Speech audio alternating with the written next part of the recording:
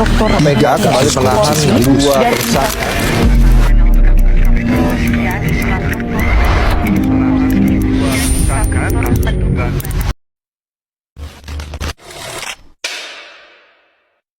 Datang di podcast Suara Integritas. Hari ini kita akan membahas topik yang sangat krusial dan menyentuh kehidupan kita sehari-hari, yaitu tentang strategi pemberantasan korupsi yang ditinjau dari dua sisi pemerintahan dan sisi masyarakat. Saya, Priscilla Teresia, atau biasa dipanggil Cindy, sebagai host, akan membantu Anda dalam diskusi yang sangat krusial dan mendalam mengenai bagaimana kita sebagai bangsa bisa secara efektif memberantas korupsi. Kita akan menggali strategi-strategi jitu yang melibatkan peran aktif dari seluruh elemen, baik dari pemerintah maupun masyarakat. Hari ini kita beruntung sekali karena sudah ada bersama kita 6 narasumber yang hebat dalam kaliannya masing-masing. Mari kita sapa mereka satu persatu. Yang pertama dari Komisi Pemberantasan Korupsi ada Kakak Les Londora Ganamu. Halo Kaldo. Yang kedua, dari Barisan Masyarakat Sipil yang tak kenal lelah menyuarakan keadilan ada Kakak Febrianti Sarah Fenomenale, seorang aktivis LSM anti korupsi. Selamat datang Kak Febi.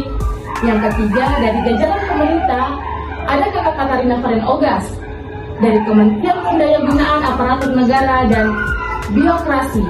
Selamat datang Kak Faren. Dan selanjutnya, seorang pakar yang akan memberikan perspektif hukum dan konstitusional ada Kakak Helbi Widiamone, akademisi hukum tata negara. Selamat datang Kak Helbi. Yang keempat, tak kalah penting dan garda terdepan masyarakat ada Kak Filonima Biatatukan, seorang tokoh masyarakat atau komunitas lokal. Dan yang terakhir, perwakilan dari generasi masa depan bangsa, Kakak Hermina Odu, seorang mahasiswa dari Universitas Nusa Cendan. Terima kasih banyak kepada kakak-kakak sekalian yang sudah meluangkan waktunya di podcast kita pada hari ini. Baik, mari kita masuk ke dalam inti diskusi kita pada hari ini. Inti diskusi kita mengenai korupsi. Apa sih itu korupsi? Korupsi adalah penyakit kronis yang merugikan semua pihak. Kita sering mendengar bahwa pemberantasan korupsi itu harus holistik. Kakak Les Ronaldo, perwakilan dari lembaga yang paling terdepan dalam pemberantasan korupsi. Bagaimana KPK memandang sinergi antara strategi di tingkat pemerintah dan masyarakat? Dan apa sih pilar utamanya Kak Aldo? Jadi baik, terima kasih Kakak Cindy. Jadi betul sekali, memang korupsi tidak bisa diberantas sendirian karena KPK memandang strategi pemberantasan korupsi pada 3 pilar utama, yaitu ada pencegahan, penindakan, dan pendidikan serta partisipasi masyarakat. Jadi pilar pencegahan dan penindakan memang berfokus pada pemerintah dan penegakan hukum. Akan tetapi pilar ketiga yaitu pendidikan dan partisipasi masyarakat adalah jembatan vital yang menyatukan kedua ranah tersebut. Jadi sinergi ini bukan hanya slogan, tapi keniscayaan. Jadi tanpa dukungan dan pengawasan masyarakat, upaya pemerintah akan berat, dan sebaliknya tanpa komitmen pemerintah, partisipasi masyarakat akan menjadi hampa. Sangat jelas sekali pernyataan dari Kak Aldo tadi. Selanjutnya, dari perspektif masyarakat sipil dan KPI, bagaimana sih menurut Anda peran masyarakat dalam mengawal pilar-pilar yang disebutkan oleh Kak Aldo tadi, terutama dalam konteks pengawasan dan pelapor? Apakah masyarakat sudah memiliki cukup ruang untuk berpartisipasi, Kak Febi? Baik, kesini peran masyarakat itu penting sekali, bahkan bisa dibilang jadi rem atau kontrol bagi kekuasaan pemerintah. Kami sebagai lembaga swadaya masyarakat melihat strategi buat basmi korupsi di masyarakat ini fokusnya ke 3 hal. Yang pertama, membuat orang makin sadar kalau korupsi itu jelek dan merugikan.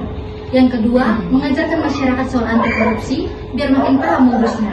Yang ketiga, mendorong masyarakat buat berani bersuara kalau ada indikasi korupsi. Nah, sistem pelaporan kayak whistleblower harus aman dan bisa dipercaya. Namun, ruang buat masyarakat berpartisipasi itu sudah ada. Tapi tantangannya yang masih banyak. Misalnya, lapor sering tidak dilindungi. Yang kedua, birokrasinya sangat ribet. Dan selanjutnya, lapornya sering tidak jelas dan tidak transparan. Pemerintah itu perlu sekali serius buat terbuka dan mengajak masyarakat sebagai mitra yang strategis, bukan cuma dianggap objek korupsi. Dengan begitu, pemberantasan korupsi bisa lebih efektif dan mumpuni. Terima kasih kepada KKPB atas pernyataannya tadi. Tantangan dalam membuka ruang partisipasi memang seringkali muncul. Kak Faren, dari sisi pemerintah, dalam konteks reformasi birokrasi, bagaimana sih Kementerian Pendayagunaan Aparatur Negara dan Reformasi Birokrasi merancang strategi pencegahan korupsi di internal pemerintahan? Dan bagaimana sih upaya ini direspon oleh aparatur sipil negara, Kak Faren? Baik, Kak Cindy, terima kasih. Saya akan menjawab pertanyaan dari Kak Cindy. Di pemerintahan ini, kami fokus pada perbaikan dan tata kelola pemerintahan dan pembangunan integritas aparatur sipil negara yang biasa disebut dengan ASN. Strategi kami mencakup penyederhanaan prosedur, digitalisasi layanan publik untuk mengurangi integritas tatap muka, penerapan sistem meritokrasi dan rekrutmen dan promosi, serta pembangunan zona integritas, wilayah bebas korupsi, dan wilayah birokrasi bersih dan melayani. Respon dari ASN secara umum positif, namun perubahan budaya memang memerlukan waktu, komitmen pimpinan, komitmen pimpinan dan pengawasan yang berkelanjutan. Kami juga terus mendorong adanya whistleblowing, sistem internal dan manajemen risiko korupsi di setiap instansi. Atas pernyataannya Kak Faren, perbaikan sistem internal ini memang fundamental. Menurut Kak Helgi, sebagai akademisi hukum tata negara, bagaimana sih Anda melihat kerangka hukum dan kebijakan yang ada saat ini dalam mendukung strategi pemberantasan korupsi, baik di tingkat pemerintah maupun masyarakat? Apakah sudah cukup kuat atau masih ada celah yang perlu diperbaiki, Kak Helgi? Jadi baik, Kak Cindy, berbicara tentang kerangka hukum, kita di Indonesia memiliki Undang-Undang Tindak Pidana Korupsi. Ada juga Undang-Undang Komisi Pemberantasan Korupsi atau KPK, dan berbagai regulasi pendukung lainnya yang cukup komprehensif. Namun, implementasinya masih sering terkendala. Dari sisi pemerintahan, tantangannya adalah sinkronisasi regulasi, konsistensi penegakan hukum, dan independensi lembaga. Untuk di masyarakat, tantangannya pentingnya perlindungan hukum bagi pelapor. Itu bisa kita lihat di Undang-Undang Perlindungan Saksi dan Korban. Itu yang harus diperkuat, Kak. Ada celah yang perlu diperbaiki, misalnya terkait aset recovery yang masih belum optimal, atau perluasan definisi korupsi untuk mencakup bentuk-bentuk baru. Integrasi kebijakan yang kuat antara pencegahan dan penindakan juga masih perlu dipertegas, Kak. Seperti itu. Terima kasih atas pernyataannya tadi Kak Helgi. Terkait pada implementasi dan perbaikan regulasi yang penting.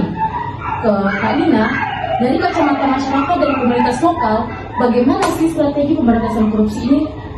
Oke, Kak Cindy, seperti yang kita ketahui, di tingkat komunitas, korupsi seringkali berbentuk korupsi kecil. Contohnya seperti pungli atau penyelewengan dana bantuan. Strategi yang dapat kita kembangkan untuk mengantisipasi anti korupsi adalah dengan menguatkan gotong royong dan rasa memiliki terhadap aset bersama.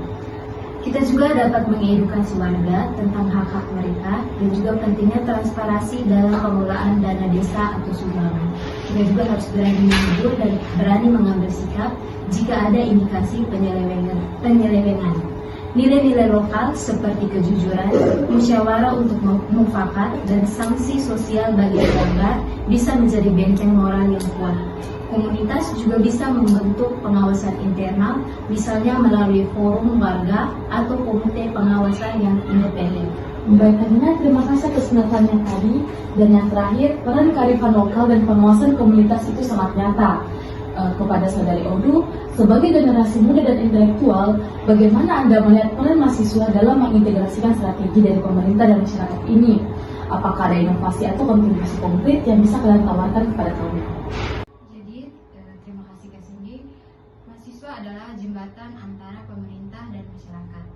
Kami bisa berperan sebagai agen edukasi, advokasi, dan kontrol sosial.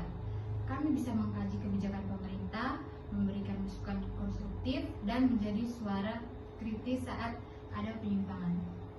Inovasi kami bisa berupa pengembangan platform digital untuk pelaporan atau pengawasan partisipatif, kampanye kreatif di media sosial, atau riset yang mengungkap modus baru korupsi. Kami juga bisa mendorong internal kampus untuk menjadi zona integritas, dan menanamkan nilai anti korupsi sejak dini agar lulusan kami berintegritas tinggi. Terima kasih kepada Kakak Odu. Semangat dan ide-ide inovatif dari mahasiswa ini sangat luar biasa. Dari semua diskusi yang mencerahkan ini, terlihat jelas bahwa strategi pemberantasan korupsi ini tidak bisa parsial. Ia membutuhkan sinergi yang kuat dan berkelanjutan antara pemerintah dan masyarakat. Kembali ke Kak Aldo sebagai perwakilan dari Komisi Pemberantasan Korupsi, jika Anda harus memberikan satu pesan kunci tentang harapan kepada kami untuk kedepannya, apa harapan itu Kak Aldo? Jadi baik, terima kasih Kakak Cindy. Pesan dan kunci saya itu adalah kolaborasi dan konsistensi. Jadi pemerintah harus konsisten dalam reformasi dan penindakan, dan masyarakat harus konsisten dalam pengawasan dan partisipasi. Hanya dengan kolaborasi yang tulus dan konsisten, kita bisa membangun Indonesia yang bersih dan bebas dari korupsi ini, Kakak Cindy. Wah, sebuah pesan yang sangat kuat ya. Terima kasih banyak kepada narasumber yang telah hadir pada malam hari ini, kepada Kakak Aldo, Kakak Feby, Kakak Faren, Kakak Hildi, Kakak Odu, dan Kakak Nina. Terima kasih atas waktu dan wawasannya dan diskusi ini yang sangat berharga pada hari ini. Dan untuk sahabat integritas yang ada dimanapun Anda berada, ingatlah bahwa korupsi adalah musuh kita bersama dan perlawanan terhadapnya adalah tanggung jawab kita bersama. Mari kita terus bersinergi dari level individu, keluarga, komunitas, hingga skala nasional. Indonesia bersih, Indonesia maju. Jangan lewatkan episode pada podcast kami selanjutnya. Saya Cindy, host pada hari ini, pamit undur diri. Salam integritas.